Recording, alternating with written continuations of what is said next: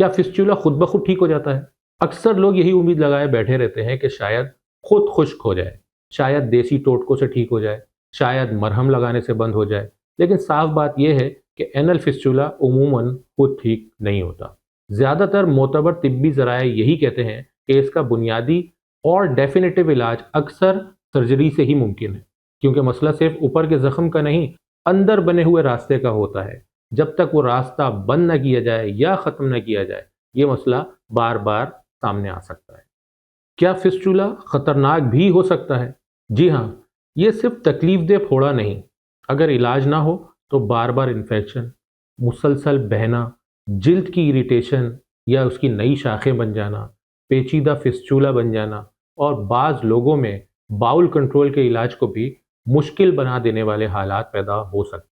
کچھ پیچیدہ صورتوں میں MRI یا دوسرے ٹیسٹ کی ضرورت بھی پڑتی ہے تاکہ پتہ چل سکے کہ فسچولا سیدھا ہے یا اس کی کئی شاخیں بھی بن چکی ہیں، اور یہ کہ اس میں پخانہ روکنے والے عضلات کو کس حد تک شامل کیا ہے۔